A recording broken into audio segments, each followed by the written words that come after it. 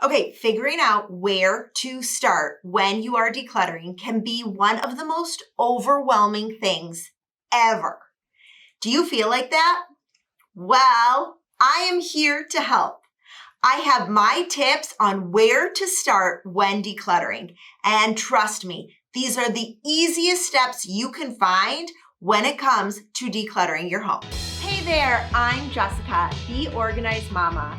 I'm a family organizing expert that helps you with organizing tips, tricks, and tutorials the entire family can do. Okay, the very first step to decluttering your home is download my Declutter Like a Pro checklist. This checklist is the key to help you declutter. Now, I've been in-home organizing for over 8 years. So this checklist is everything that I do with in-home clients. So I know it works. The checklist is going to walk you through all of the steps to decluttering. Okay, so in addition to the checklist, I also am going to tell you, you're going to need to set a timer. Why? Well, here's the thing. Our attention span is so small. And because of that, we need to keep ourselves on track, especially when you feel that overwhelm of starting organizing and you're like, I just don't know. This is so overwhelming. I don't know what to do. Set a timer. Give yourself like 15, 30 minutes to start on a task and only focus on that particular task. Okay, so you're going to set a timer for like 15 minutes, 30 minutes. If you're really feeling in the mood, set it for 60. But make sure that you set the timer because that will give you the time you need. Everybody's brain kind of works the same. When we have our parameters, we know what we can accomplish. And so by you saying, oh, I'm going to do all these things all day, it's going to be overwhelming because you're never going to see the end point. Where if you set a timer, psychologically, you're going to kind of trick yourself to be like, okay, only have 60 minutes. I got to get this done. And then you're going to go and you're going to get it done. Okay, so because we're setting a timer, you're only going to do one thing. Maybe it's a drawer, maybe it's a cabinet, maybe it's a small closet, whatever it may be. I want you to focus on that one area for the time that you gave yourself, okay? So let's say you're going to go through a drawer in your kitchen because that drawer is driving you nuts. You can never find anything. You might have like cut yourself with a knife when you opened it and like searching for things because apparently there's a knife in a utensil drawer. So you are going to organize that entire drawer. So you're going to take everything out. Guess what? That's one of the things on my checklist. Okay. Remove everything from the one area you're working on. And then here is the biggest and most important piece. Put back into the drawer or cabinet that you're working on the things you use. This is a very different mindset and a total change than what most people tell you. They tell you to get rid of the things you don't use. I'm telling you to only focus on the things you do use because everything else then is going to be the things you don't.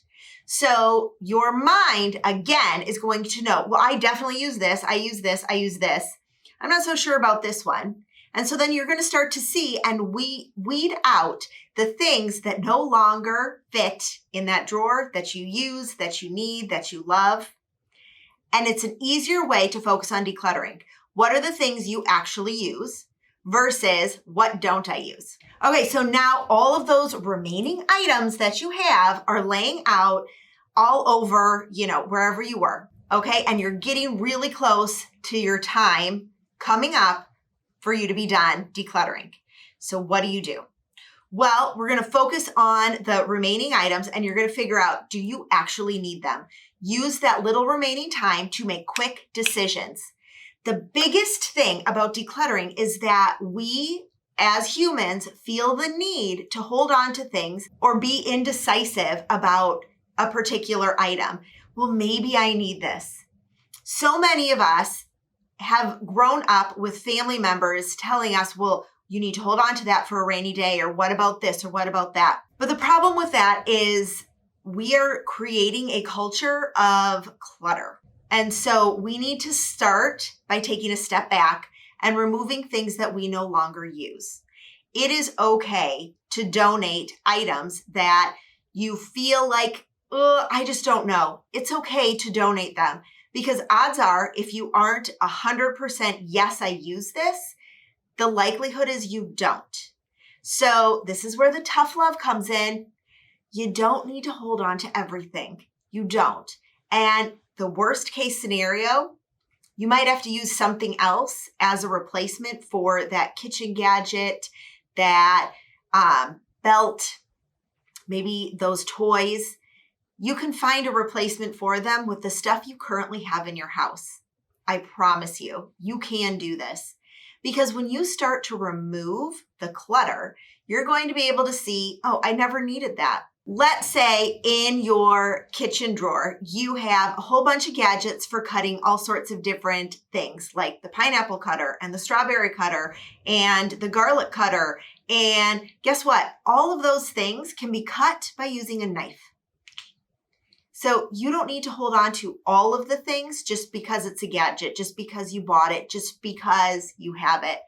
Instead, focus on keeping the items you actually use.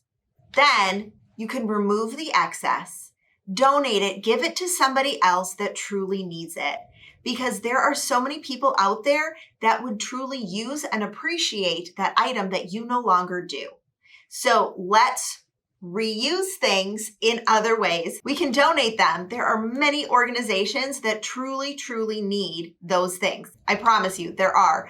Do a quick Google search for local donation centers. Give some of them a call. See exactly what they're taking, what they need. Then you know your things are going to be truly used the way that they're meant to be. So if you still need some tough love, I have some tips down below that will really showcase how you can start decluttering your home. Set a timer for 15 minutes, 30 minutes, 60 if you're feeling real brave.